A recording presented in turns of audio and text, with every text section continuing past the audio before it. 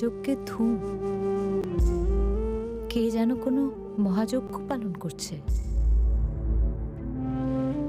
কিন্তু তুমি দেবাদিদেব, তোমাকে আমন্ত্রণ না করে এমন যজ্ঞ সম্পাদন করে কে? তোমার পিতা দক্ষরাজ। আমার পিতা দক্ষরাজ? এ কি করে সম্ভব? সকল দেবতা যজ্ঞস্থলে উপস্থিত, তারা যজ্ঞাংশ ভক্ষণ করবেন, তাতেই আমি মুগ্ধ। এ হয় না। শিবহীন যজ্ঞ জগতের অকল্যাণ করবে। আমায় অনুমতি দাও।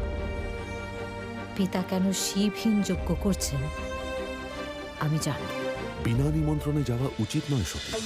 আমাদের ওখানে আমন্ত্রণ নেই, আমাদের না যাওয়াই ভালো। মেয়ে বাপের বাড়ি যাবে, তাতে আমন্ত্রণের কি প্রয়োজন? সতী, আমার আদেশ উপেক্ষা করো না।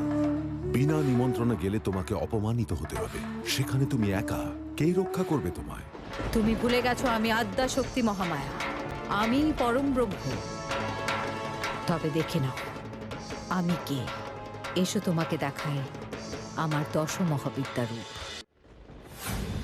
আমি স্বয়ং সিদ্ধা, আমি দশ মহাবিদ্যা।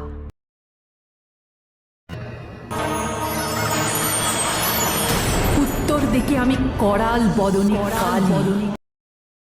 কালী, ঊর্ধ্বে ভীমা তারা, পশ্চিমে পালনকারিণী ভুবনেশ্বরী, পূর্বে ভয়ঙ্করী ছিন্ন মস্তা,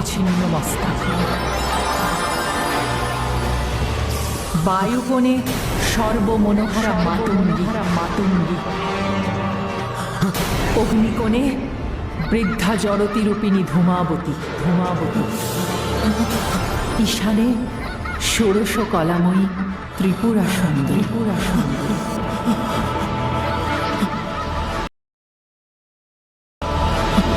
নৈরিতে পূর্ণ সনাতনী কমলা,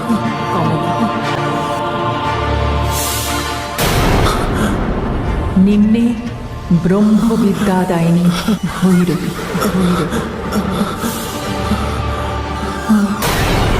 পশ্চাতে দক্ষিণ দিকে শত্রুনাশিনী বগলা,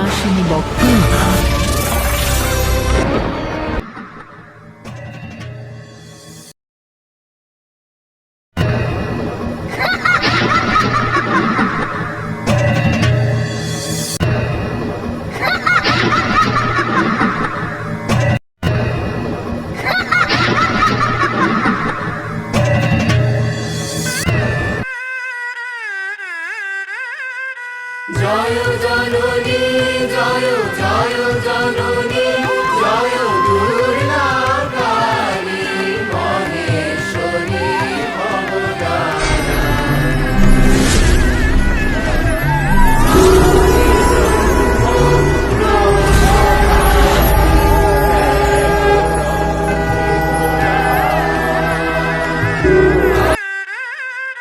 জয় জননী জয় জয় জননী জয় দুর্গা কালী মহেশ্বরী ভবতারিণী। জয় জননী জয় জয় জননী জয় দুর্গা কালী মহেশ্বরী